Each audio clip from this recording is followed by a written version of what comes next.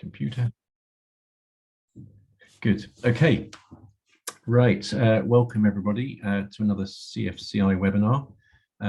Today's webinar is on Passivhaus. So an overview of Passivhaus, some case studies, lessons learnt, and hot off the press, some post-occupancy evaluation work that's been done by our speaker today. And our speaker today is Gwilym Still from Max Fordham. He heads up the Passivhaus approach and design ethos at Max Fordham. And Gwilym's going to show you lots of exciting projects today and what his experience is so far. He's going to take about 3/4 of an hour to run through his slideshow. And during that time, please can you raise any questions that you might have for Gwilym in the chat box or the Q&A. And then what we'll do is in that last 1/4 of an hour, hopefully of the session before 2 o'clock, I'll put your questions to Gwilym and we'll have a discussion on Passivhaus and your questions that you've raised. So I think that's probably all there is for me to say so far. So why don't I hand over, Gwilym, to you. If you can start sharing your screen, we can start the proceedings off. Yeah. Okay. Great. Is that coming through okay? It's just about to something. Here we go. Yep, it's all through. Thanks, Gwilym. It's working. Perfect. Thank you. So hi everybody. Thanks for inviting me. Thanks for the introduction, Simon. So I'm going to talk today about Passivhaus. Simon's given a quick view of the running order. So a general introduction, some example projects and lessons learnt. I'll largely be drawing out those under a couple of different themes with examples from different schemes, and then rounding out with what we see as the kind of strengths, limitations of Passivhaus, and also how it sits in the climate emergency context. So for a general introduction then, Passivhaus has got a couple of aims. It's aiming for high comfort. This is the best image I could find of sentient satisfaction. And it's aiming for low operational energy use. It's doing that with a really keen eye on quality control in several different forms. So the high comfort is delivered through good levels of ventilation and making sure they're provided reliably with low levels of noise. So this is not a Passivhaus approved ventilation solution. And then it aims for thermal comfort with comfortable temperatures, so both in summertime and wintertime. And part of that's around the air temperature, but also around avoiding cold surfaces and avoiding cold drafts as well. And the low operational energy use is distinct from what you'd get in building regulations in the UK and so on, because it's a total energy metric. So it's everything coming into the building rather than just a subset of what gets labeled as regulated loads and so on. The quality control side of it, I think, is one of the key bits we found really interesting compared to standard construction in the UK. And there's some methods to go with achieving those aims. First off, it provides us with a design standard, so some clear targets to work against, and then some tools with which to measure progress against those targets and show compliance. The main tool is called the PHPP, or Passivhaus Planning Package. So it's basically a huge Excel sheet that you use to build an energy model of your building or buildings. And for geeky engineers like me, that's quite exciting because you can use it both as a compliance check at the end, but primarily as a design tool all the way through the project and to test different trade-offs, evaluate options, etc. Like I said, the quality control side of it is really strong as well. And that's done in a variety of ways, including whole building air tightness tests and also design information being verified by an independent certifier and construction information being verified as well, including site evidence. And so that quality control is good. In our experience, it puts the design under a lot more scrutiny than it normally would do, and that follows through on site. And it's useful because it gives a continual sort of steering tiller on the project all the way from start to finish. So nothing's kind of done up to a certain point and then dropped off. It's followed all the way through to completion. So that's what Passivhaus focuses on and what it does really well. There's some things which it doesn't cover. So amongst those, it won't tell you anything about general acoustics, apart from the ventilation side of things. It won't tell you anything about lighting, apart from recognizing the energy consumption of the lighting within your scheme. It doesn't really talk about carbon, and it certainly doesn't talk about embodied carbon either. So it is possible to build a passive house building which is absolutely horrible to be within and an environmental catastrophe, but that's not a mandatory part of the standard by any means. Within passive house then, people normally talk about passive house principles, and this often comes up in discussions that we have on schemes where someone says, oh, well, I don't want to do full certification, but I would like to do the principles. So the most common ones that come up are these 5. So providing good levels of ventilation with mechanical ventilation with heat recovery, so pre-warming the incoming air that's coming in cold from outside with the warm air that's leaving the building. Having really good levels of air tightness, that's in for 3 different reasons. So the first one is around energy use and avoiding cold, warm air leaking out of the building being replaced by cold air that has to be warmed up. The second one is around that occupant comfort again. So we don't want to have cold drafts near to people which make them feel uncomfortable. And the third one is about protecting the building fabric. So trying to avoid lots of warm, moist air leaking into the building fabric and the risk of interstitial condensation, etc. The third principle in there then is around thermal bridging. So trying to minimize where we have additional heat loss by conductive things going through the thermal line of the building. So puncturing the insulation around the building. And that's combined with sensibly chosen levels of insulation. So there's no such thing as a passive house U value really. There's just an energy model that you have to make work. But generally the insulation levels in a passive house scheme are a bit better than building regs limits. And then the final one is the passive house windows. So in the UK, that would mean triple glazed windows, which are also airtight and tend to be thermally broken around the frames. And that's there partly for the energy use, but also around avoiding those cold surfaces. So limiting the internal surface temperature of a window in the winter time to avoid it getting uncomfortably cold. So as this gentleman said, those are my principles. If you don't like them, I have others. So that's the common set that get bandied around. Some of the others that we've found, which we think are really just as important really, or that these ones form a subset of, are so using building physics to help us design a really energy efficient building. Once we've got that design, using those building physics, to reduce the heating demand of the building, making sure we're considering all of the energy uses of the building, using tried and tested energy modeling tools, so PHPP, which has been used and refined over 30 years, and then having really strong quality control throughout the whole design and construction process. So I think one of the conversations we've ended up having sometimes on schemes is when someone says, oh, we're doing passive, we want to do passive house kind of, but we just want to do the principles, is saying, well, that's great. Here's some of the principles. Which ones are we not doing out of these then? So as part of the standard, then there's some criteria. So there's one around heating demand. So we drive it down to either have less than an annual consumption of 15 kilowatt hours a square meter a year, or less than 10 watts a square meter as a peak load. There's an air tightness target, and again, that's measured at completion or near to completion. That's a binary pass fail, so you have to satisfy that. It's in different units from UK building regs, but it normally translates to an air permeability of around 0.6 to 1 cubic meters per square meter per hour. And then there's some total energy targets, which are, I'll talk a little bit about them later. So they're generally quite similar to the targets you'd get from a LETI or a REBA 2030 challenge building. Then there's the triple glazing, there's the MVHR. So a little bit of context for this. Obviously, it feels like no presentation is complete nowadays without at least one graph to show how we're all screwed. So here's this one. It's getting quite hot, driven by man-made climate change. And there's lots of industry frameworks emerging in response to that. Here's a few of them.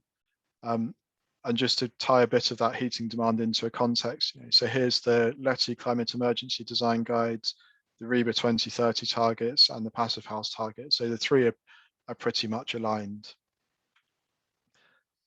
And then this is a graph from some research done at the University of Bath. So each of the vertical bars here represents an individual dwelling, and the y-axis is the annual space heating demand. So the passive house limit there is 15, which you can see in the kind of dashed black line. The mean target, so that's the mean predicted figure from the PHPP models for these buildings, is shown in red. So that's just under 12, based on a particular climate for that year. And then the mean measured space in this solid line is, you can see they're very, very close. So it's got a track record of overall matching reality well. The other thing you can see from this is there's still quite a lot of variability from one building to another, and particularly in proportional terms for this. In absolute terms, it's not massive. And I think a lot of that ends up coming down to how people occupy buildings and how they use them as well. So, the differences between someone who's very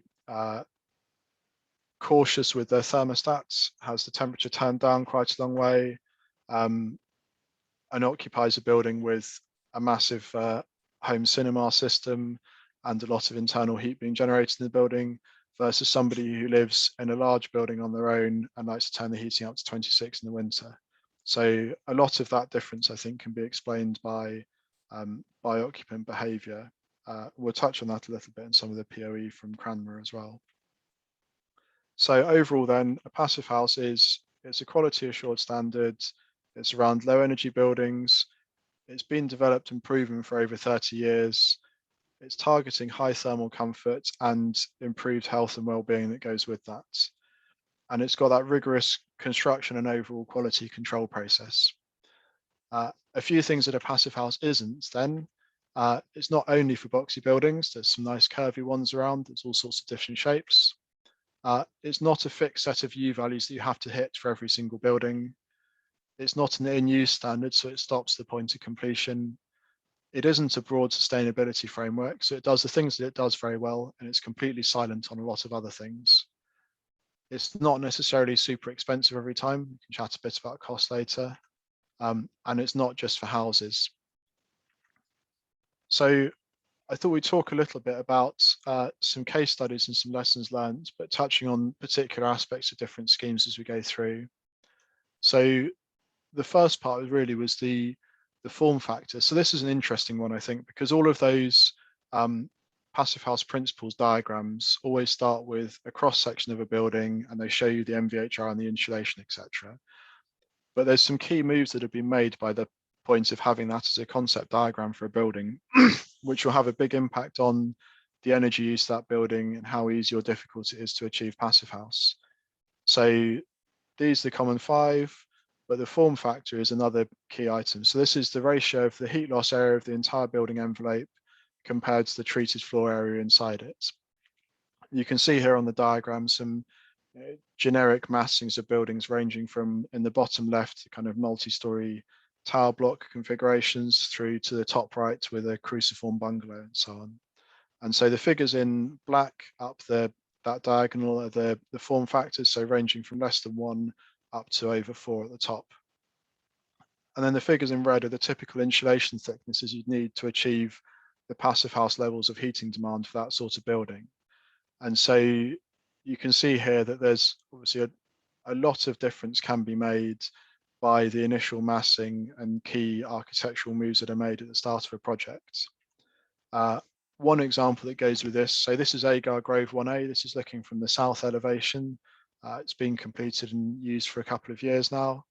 The form factor of 1A was about 1.6, and actually it's got about 150 millimeters of mineral wool insulation in the walls. So both as an early stage metric, that's worked quite well, but it's also interesting as a counterpoint to those ideas that a passive house building must have 300 mil of insulation in the walls and super thick wall buildups everywhere. Some bits that go along with that form factor is, I think we found on 1 or 2 schemes, this kind of swan scenario where you have something which on the surface looks extremely elegant, serene and graceful, but there's an awful lot of paddling going on underneath the surface to keep that edifice moving along. So we've seen schemes before where the initial elevation looks quite simple, and if you were to look at this purely from a kind of standing a long way away view, then it all looks quite simple planar and straightforward. But when you actually get a bit closer and start tracing on the thermal envelope, you see inset balconies in different places, things that don't stack up vertically, and lots of kind of articulation that actually makes that form factor much higher, and that's that project much more complicated to deliver and deliver to the thermal standards that we're looking for. I think one interesting thing we've also seen, particularly because embodied carbon is getting much more focused nowadays, is form factor isn't just useful for insulation. It'll also be useful for for costing, because that'll tie into how much external envelope you have to make. But it'll also tie into the embodied carbon side of things. So this is a graph from Stride Treglown Architects looking at some different residential schemes. And they effectively looked at some different typologies of building, but they also plotted out the form factor on the x-axis here with carbon intensity on the y. So you can see as the form factor gets less efficient, the embodied carbon tends to ramp up as well. So in a way, I think this is one of those cases where the two things pull in the same direction, and aiming for a really efficient massing at an early stage in the project is something that will help with both the insulation required, the build-ups, achieving a cost-effective passive house scheme, but also limiting the embodied carbon and helping to deliver something that's overall sustainable too. We've seen a few bits on thermal bridging, and I think this has been really interesting for us in a way as something which isn't addressed particularly well in standard construction a lot of the time. So ranging from some bits on Agar where I think we had details like you can see these entrance canopies, which initially looked quite straightforward, elegant. It's a simple cantilever, but then the weight and the detailing and so on involved meant that when you peel behind the scenes, you suddenly start to see quite a lot of steel and thermal breaks being needed to be introduced. So there's a lot of heat loss and complexity that goes with this. And they're the kind of things where I think on later schemes, we're trying to work quite hard to find elegant architectural ways to provide the same sort of functionality and the same sort of aesthetic, but with less heat loss involved. And by contrast, this one is quite a nice study, I thought, from Lucy Cavendish College in Cambridge. So it's a project we're working on with Smith and Woolwork and RHP, SDC and others at the moment. So this is looking particularly just at the perimeter detail where the substructure meets the superstructure. The initial concept designs followed a very standard design pattern where we're insulating underneath a slab. We have some piles. We're wrapping the insulation around the whole thing like this, and we're connecting it back up so we get on with the insulation in the walls. What was interesting from our point of view is working this through with the rest of the design team, particularly including Smith and Woolwork, that the alternative design we ended up with was something that's more like this. So you can see in yellow now, we've got the insulation coming over the top of the pile cap, connecting directly with the insulation in the wall. And intermittently, as you go into the page, there's then a set of concrete piers like this that provide the connectivity between the floor slab and the ground beam around the perimeter. So at places it looks like this, and at places it looks like this. And that was interesting from our point of view for a range of reasons, partly because that worked better thermally, also because instead of having to take all of this insulation down the sides and underneath and tailor it neatly around pile caps and vertical edges of ground beams, etc., we've got something that's got a much simpler form. So it should be easier to build, particularly to the quality levels we're looking at. It should be cheaper, and it worked better thermally to the extent that we took about 100 millimeters of insulation away from what was needed underneath the slab beforehand. So I like that one as an example, partly because it's one of the few instances, it feels like, where you can come back and take material away and still make it work better. But also because it's a nice illustration, I think, of the collaborative nature that works best for delivering passive house schemes, things that are a bit different. So having design team members who are keen to get involved and try to push the envelope a little bit and do different things has been really useful. We'll talk a little bit about air tightness as well. So I think a chain is quite a good analogy for this. It's only as strong as its weakest link. Achieving really excellent airtightness, I don't think involves anything that's outside the skill set of the construction industry at the moment. But there's a process that everybody needs to go through to make sure that the design is developed so it can be made airtight and delivered airtight with the right products. And there's quality control during construction. The construction sequence is thought about at design, and it's monitored, and we do testing at a point when people can get to things and fix them. So this is an example just of Cranmer Road for King's College, which is some more student accommodation going up. You can see a bit of the blue here, which is the airtightness tape going in for the CLT. A couple of the bits that we liked on this were limited number of different trades that were involved in achieving the airtightness. So it's basically down to the CLT and the windows. The strategy was set up. So this is Allies and Morrison as architects, Smith and Walker on structures. We were doing MEP and Passivhaus. The strategy was set up so we could get to a point where we can test the airtightness really early on in the construction process and have everything exposed so that any remedial works can be carried out. And a lot of the time we're using the inherent characteristics of the materials to achieve the airtightness anyway. So the CLT itself is airtight, the windows themselves are airtight. We're mostly dealing with the interfaces. You can see here one of the examples why the spec of the CLT was quite important. So this is just an example of a crack between the different lamella, and was why a 5-ply CLT was specified to limit the risk of any cracks connecting from inside to outside. And you can also see on a couple of different bits that had to be followed through. So on the left is taping, which is just covering the interface between the two panels, but ended up having to be extended to wrap right the way over the whole end grain of the panel. And the other one on the right is a CLT panel being moved into place. And obviously to get it up in the sky like that, you need some lifting holes in it. And there's another detail that had to be worked through to make sure they got sensibly sealed afterwards. But on the plus side, this is how it's worked out. So you've got building regs at the top where we're getting a limiting permeability of 10 cubic meters per square meter an hour. Current grid practice in the UK is somewhere around 3 or so. The Passivhaus limit depends a bit on the building, but is an around 0.6 to 1-ish.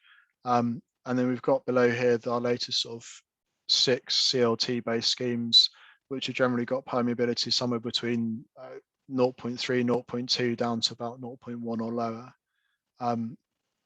I think one of the bits that we've liked on this as well has been that some of the schemes have been sometimes with designers who it's their first Passivhaus, and sometimes with contractors who it's their first Passivhaus, and they're still regularly kind of consistent to the point where I'm at the risk of becoming blasé about it, churning out these extremely low airtightness figures. So I think that's promising because we need to be shifting in this direction, and these are good examples of where it's just being achieved first time. So all of these results have been done by someone turning on a fan and doing an air test. There's no deploying loads of gunk and masticking up the whole building afterwards. It's just run the fan, do the test, get the readings. We've also found as we drive down the heating demand of these buildings, but we're really interested in total energy use, miscellaneous energy use becomes really important as well. And so a couple of examples here. So this is from Perth High School, which is in for planning at the moment up in Scotland. It's a large secondary school, about 13,000 square meters. And we found on that, we plot out the expected energy use intensity of different things that the client fit out, lighting and so on have become really significant. And taking over from the space heating, particularly because we've got efficient heat pumps on this scheme. And also that things like fan use and pumps, etc., are all becoming large things that are worth focusing on. It's another example, I think, of the collaboration that's needed, because the client fit out side of things being both included in the modeling and the targets and being monitored means that we've needed to engage with them in probably more detail than we normally would have done on a conventional project. And one of the things that we found on these was that even down to things like the spec of interactive whiteboards. So we found from from getting manufacturers' data, talking to people, understanding how they're going to use the whiteboards, that we could choose about 2% difference in the total energy use of the building just on the spec of the whiteboards. And so those kind of individual choices, which can be made and aren't often in the normal course of the design and delivery of a building, are being really interesting for us now. And there's lots of other bits and pieces that we're finding, ranging from generators to access control to fire alarm systems and so on, that all play their part.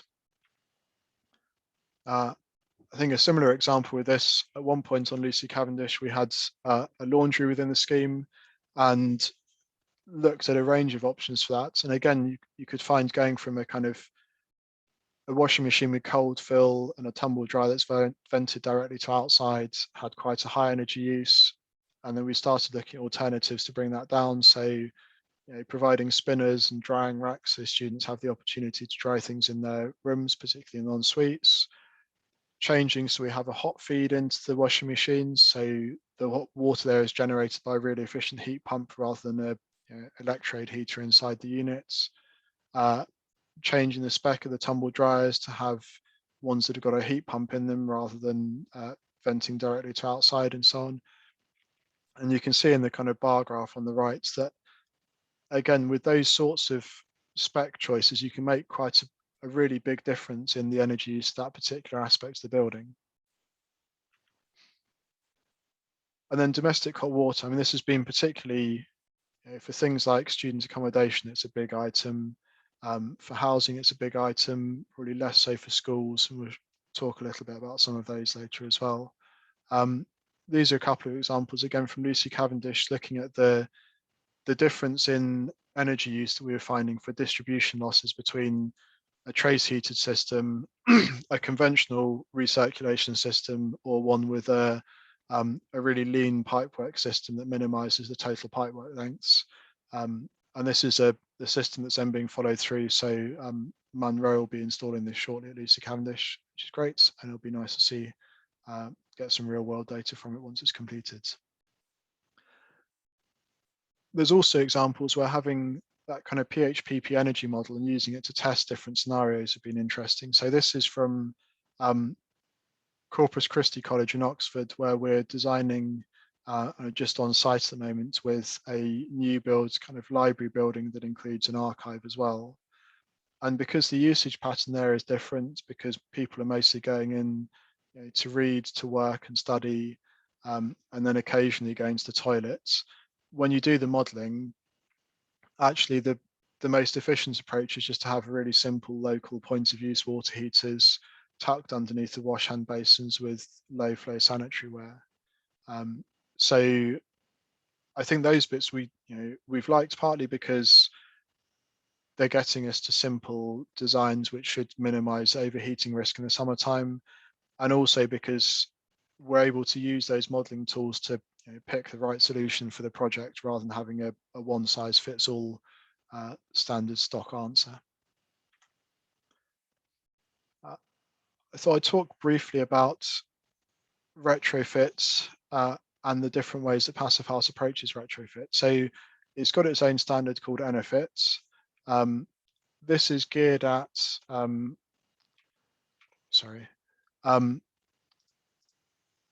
so there's two ways of achieving Passivhaus for a retrofit project. The first one of those is what's called the component method. So this basically says you need to upgrade all of the opaque building envelope to meet or exceed some particular limiting U values. You need to upgrade the windows, you make the building airtight, provide the same sort of Passivhaus certified mechanical ventilation with heat recovery, and then you have to meet a total energy demand limits as well. So you do need to work quite hard for things like lighting, etc. But then there's some exemptions for historic fabrics and so on. So this seems like quite a good method if you have a building where the form of it, the form factor is quite inefficient, but you do want to make a significant difference to what it would have been like to start with. And then the alternative method is the energy demand method. So this is a bit more like a kind of classic passive house approach. You have to meet a particular maximum heating demand limits. You still have to do the windows, the air tightness, the mechanical ventilation with heat recovery, and you have a total energy demand limit as well. And so the key differences between those two, I think, are the component methods probably gives you slightly more in the way of exemptions for historic fabric, but it's a bit more prescriptive in terms of what you need to do for each opaque element of the building. The energy demand method has less in the way of exemptions, but it does give you a bit more flexibility as a designer to decide where you want to spend your effort in upgrading different bits of fabric. Okay. We've done some post-occupancy evaluation. I'll flick through a couple of bits from different schemes on here. So we looked at air quality. We got some quantitative measurements from Agar Grove, but we also got some resident feedback from post-occupancy evaluation, both in summer and winter time. Generally, people have thought it's either very good or good compared to where they were before, with a couple unsure. And a lot of the quotes like this one have been very positive. So people liking the light and the space and so on. We've done some monitoring on 6 Camden Mews, which is also known as Max Fordham's house, so the house of Max Fordham of Max Fordham. And this had so that looks a bit like this. So it's built basically at the end of the garden where his old house was. It's a fairly nicely daylit space. There are insulated shutters that go across the windows to help minimize heat loss in the wintertime. And this is a graph. So the red here is outside air temperature on I think it was the hottest day we had recorded for 2019. And the green is the internal air temperature measured in the building. So you can see this is an entirely passive building. So there's the mechanical ventilation, there's openable windows, there's no active cooling in there.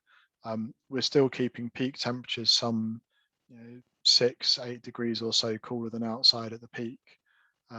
So I think that perception that a passive house is great for wintertime but causes you problems in the summer isn't really true. There are certainly cases where if you've designed a highly passive solar greenhouse with lots of unshaded south or west facing glazing, it'll get hot in the summer. But also if you design something where the glazing is sensibly set up, it's got shading, then that insulation will tend to keep the heat from outside out, and that you use things like night ventilation and so on to bring some cool in during the night time. We've got a little bit from, so this is from Cranmer Road, so student accommodation for King's College, looking at the maximum heating power consumption of the building. So on the x-axis here, there's hours in the day. On the y-axis, we've got both the outside air temperature on one and then the heating demand in watts per square meter on the other. So the passive house heating power limit is 10 watts a square meter. That's in red at the top here. PHPP will test this for you against 2 different weather conditions. So one is a really cold, sunny winter day, and the other one is a cool, overcast winter day. We found the day with the highest heating demand, which looks something like this. And when you average that out, we're sitting somewhere here. So we're kind of in between those 2 conditions. We think it's a fairly good sort of stress test, even if it's not perfect. And on that day, this is a plot then of the hourly heating load. So again, in watts per square meter, and we can see the average figure is just a smidgen under 8 watts a square meter. So that's been positive from our point of view, I think, in helping to test or validate that the construction quality and the design really have worked in practice. The other side from Cranmer, I think, has been we tried to push the heating controls to be as simple as we possibly could get them. And so we've got electric panel radiators with some child-proof locks on them to let you lock a temperature, set a temperature target and lock it off. It turns out those radiators are not Cambridge University graduate proof. And once one person found the manual, it went viral. And so people have cranked up the set point temperature a bit. And that's also been interesting because you can test that in a PHPP, and a couple of degrees increase in set point temperature from say 20 to 22 will increase the space heating demand over a year by 1/3. So I guess it's another example in there of the passive house side of it has been excellent to the point it's taken us. So it's taken us up to a really high quality building and delivery. It stops that point of handover, and so there's extra bits in use really to help deliver and operate a really low energy building. So there's a few of those case studies. Then I thought to wrap up, we'll talk a bit about what we think the strengths and limitations of passive house are and how that sits in the overall climate emergency. So I think the level of scrutiny and looking at things in detail is really excellent. It's been a big difference for me from other projects I've worked on, and it feels like it's really helped improve the design and then the quality of delivery on site. There's some limitations to PHPP, so it's what's called a single box model. It kind of sits your whole envelope around one box, and that works well in some instances. There's some cases where it starts to break down. So if you've got a massive multi-story tower, then you're going to have a different experience if you're in a 17th floor southwest facing apartment, if you're in a ground floor north facing one. It's Excel based, so that's a massive positive for geeky people like me who like playing around with numbers and things like that. It makes some people break out in a cold sweat.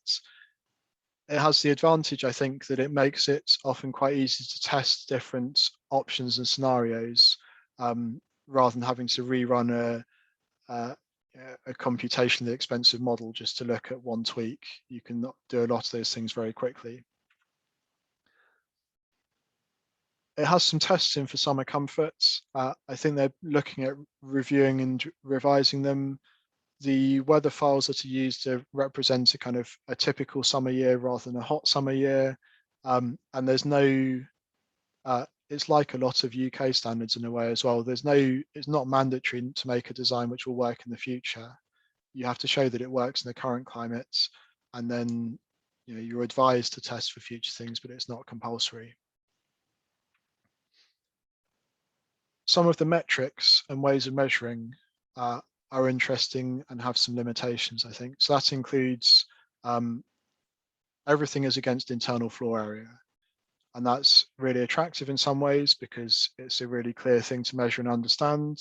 It also means it tends to reward low density buildings. So it's probably easier to design a passive house, which is a private house with 500 square meters per person, than it is to design and deliver a passive house, which is social housing with fairly high occupant density. We found that interesting recently because the Institute has started to change those total energy metrics to with a new tool that allow you to adjust for occupant density, which I think is really good. There's some advantages with the total energy metric because it has different weightings for different energy uses to try and line up with a decarbonized grid. So you have a kind of higher penalty factor for space heating in winter than you do for general electricity use that's consistent through the year. And that's higher even than things which you would tend to use in the summer when there's lots of PVs around. The downside of some of that is that it becomes quite difficult as a metric to either measure it in use or to talk about it with people, because you're talking about a metric where your area measurement is different from GIFA or anything like that, and your energy weightings are different from one. So it's hard to turn it into something that you can measure at the meter and go, yep, it's done what I wanted, or no, not quite. So I think it is really positive in giving a set of tools, and it's useful to understand which things they cover and which they don't. In the net zero carbon context then, so we've got a general approach to achieving a net zero carbon building. So we want our operational carbon and our embodied carbon to be low, the operational to be low through energy efficiency, using low carbon heating, renewables, and then refining that post occupancy. The embodied carbon to be low, so optimizing the design, so back to things like the form factor and using low carbon materials, and then offsetting the remainder to get to net zero overall. So passive house in that scale of things then helps to really minimize the operational carbon side of it, and doesn't really touch the others. So if we're kind of overlaying it on that diagram again, it's kind of covering probably those three items of the operational side of it. So it's excellent for those, but that's a subset of the whole thing. I think the the best analogy I've come up with so far is that, you know, it's kind of like making a pizza or baking some foods. Like you need really good dough. I'm sure there's someone out there who'll tell me it should be, you know, sourdough, artisanal, etc., etc. You need that, and there's no way that anybody can suggest you're going to make a pizza without it. But you also need a whole load of other things to go on top. So, thank you very much. Any questions? Super, Willem. That was a real tour de force of what is probably many years of experience and learning the trade and the craft, I should say, of Passivhaus. And before we come on to some questions, which I think a number have been raised in the chat and the Q&A, it was quite interesting to see one of the metrics you had there, the bar chart showing the 97 projects. I think I counted 83 that passed the 15 kilowatt hours per meter squared heating demand. That's an 85% pass rate. That's pretty good for you know, just thinking out loud, you know, how are we going to have to up our game to hit height in emergency? That's pretty phenomenal. Anyway, super. Let's go to a few of the questions now. We've got how are we doing for time? We've got about 15 minutes just to run through a few questions. So let's start at the top. Actually, that's an interesting one. So Nick Kendall said 0.6 preferred. Is it a preferred lowest permeability, or can you still get a comfortable building with better air tightness? That's really interesting when you look at your graph of the projects that you tested. What's Yes, that's a good question.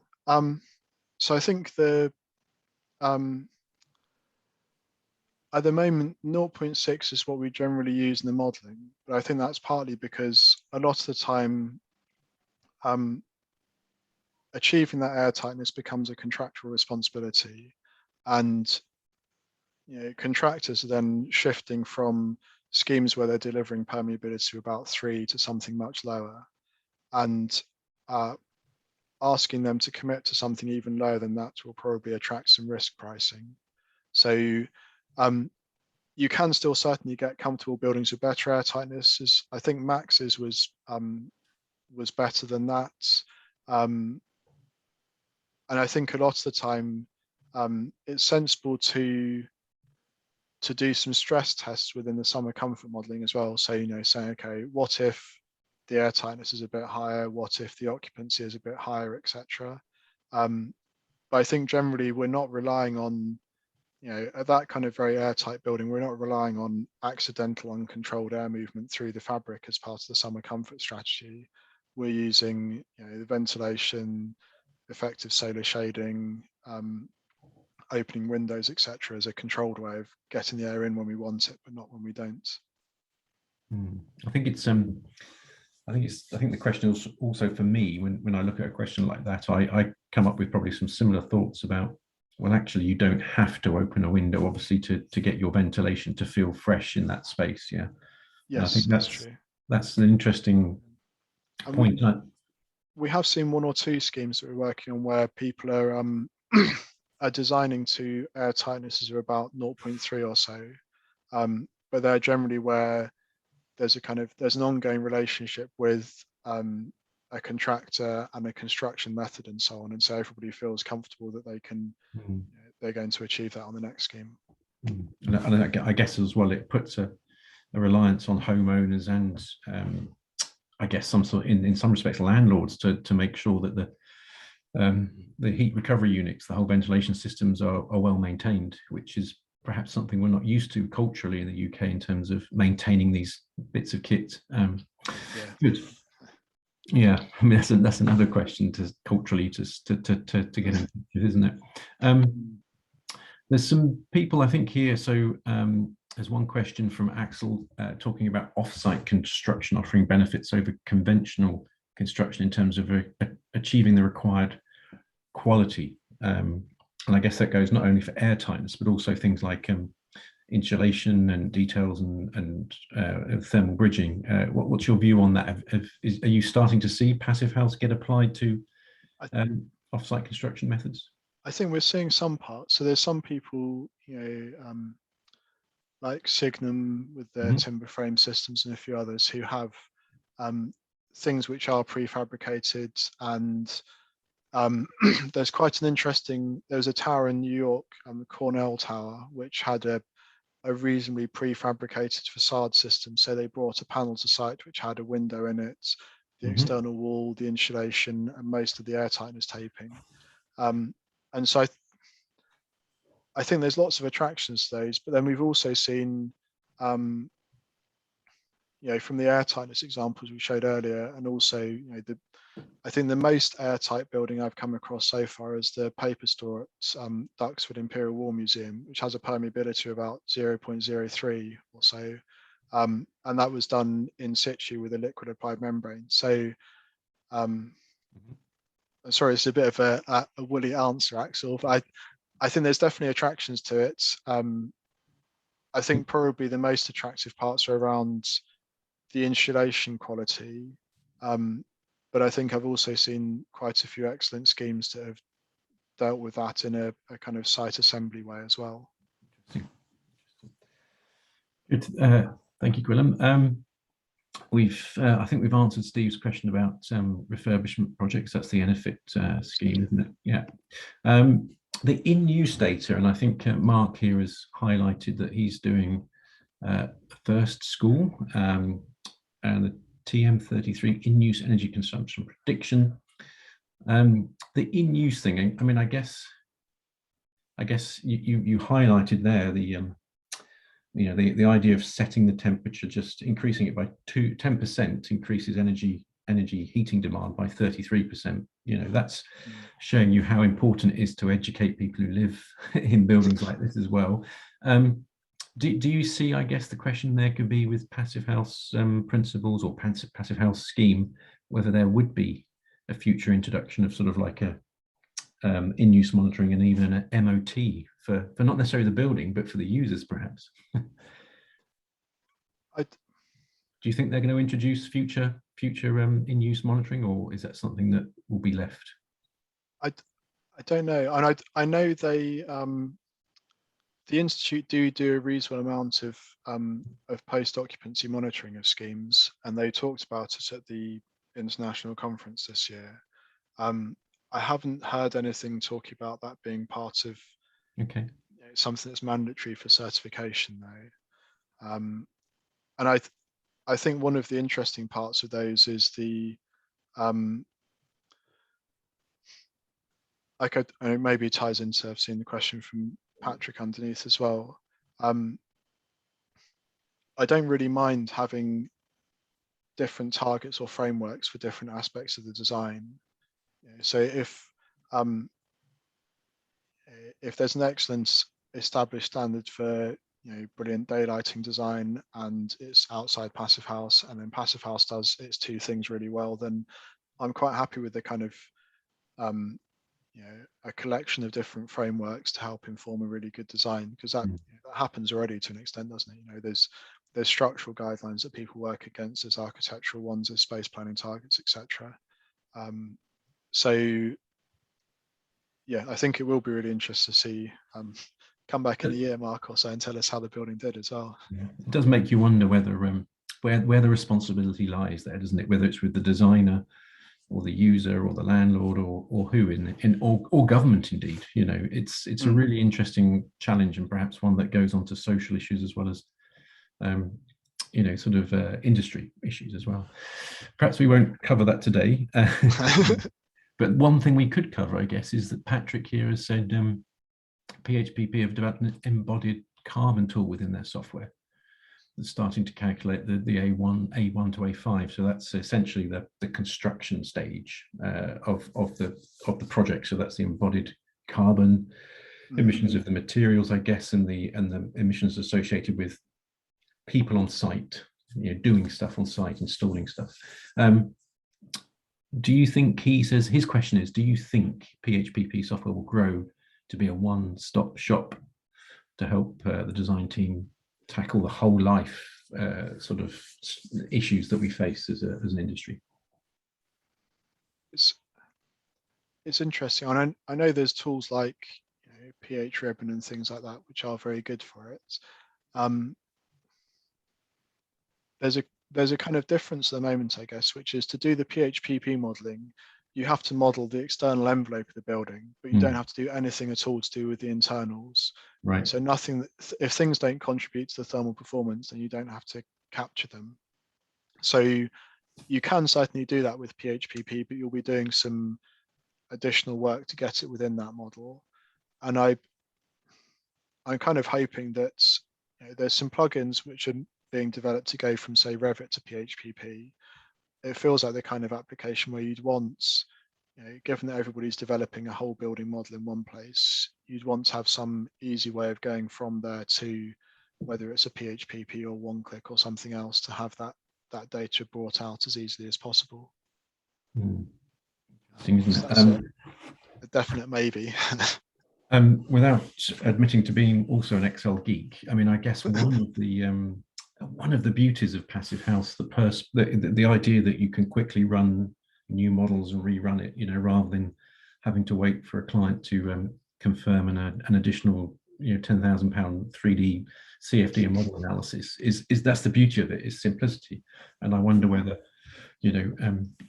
rolling this into a bigger package may make it may lose some of that simplicity. But then, having said that, that initial burst of carbon, that happens in the construction stage, or the emissions associated with that, is quite significant, and we definitely need to tackle that. So, I think Patrick raises a really interesting question about how we're going to get that light-footedness into design decisions, in the projects we do. I think it would be nice to have it there so that those quicker tests were being done, like balancing both metrics at the moment, because that is one of the things that ends up missing slightly. Yeah. Okay.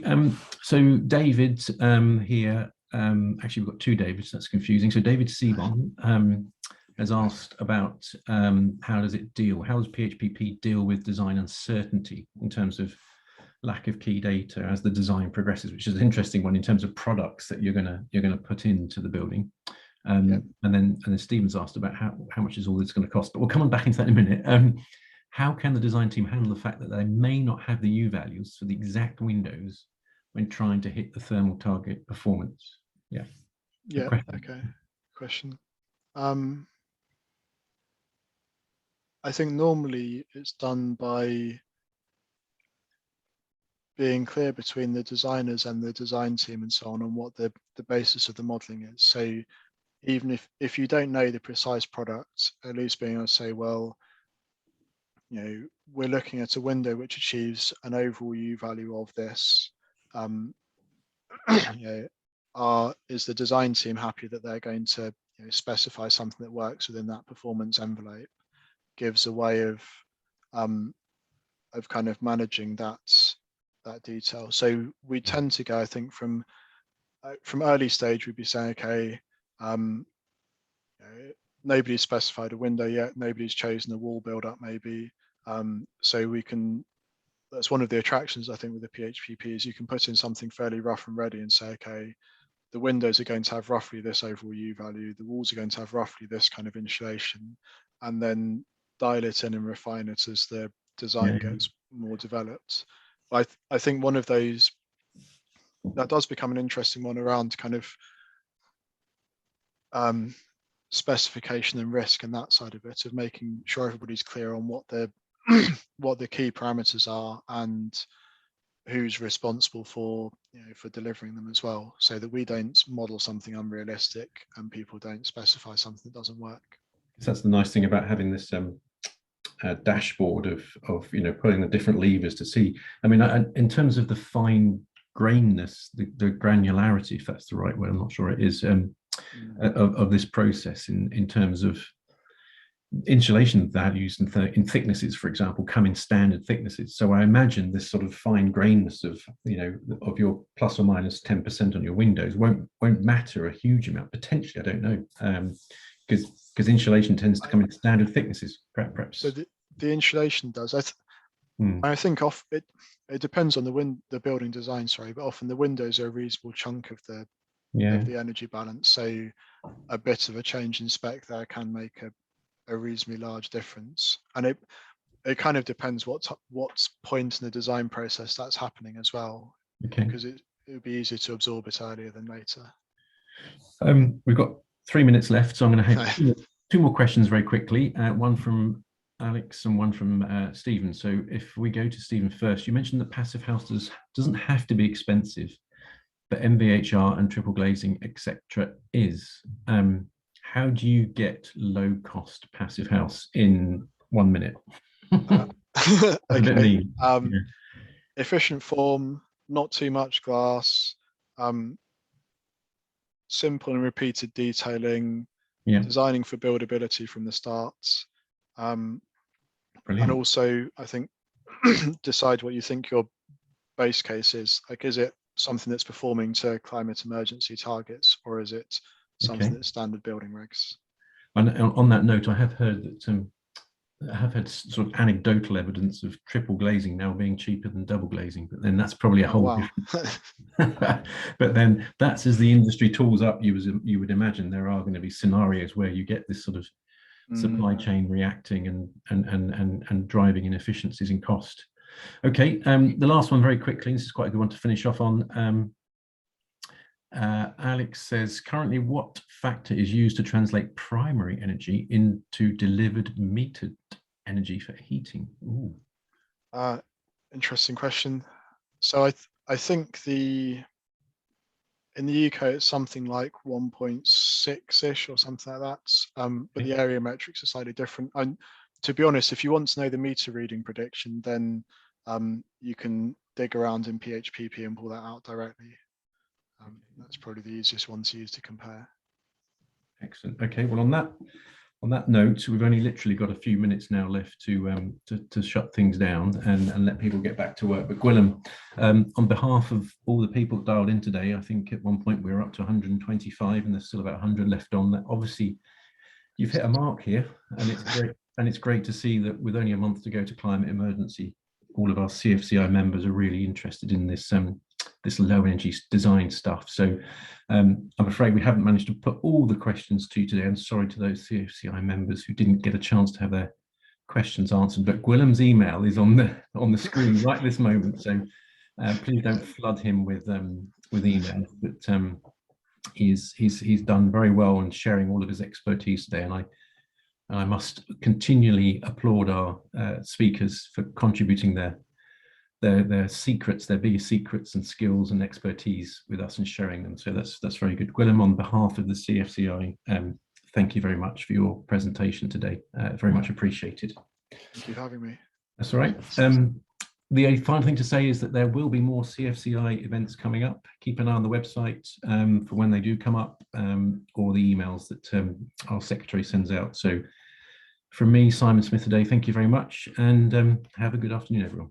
Goodbye.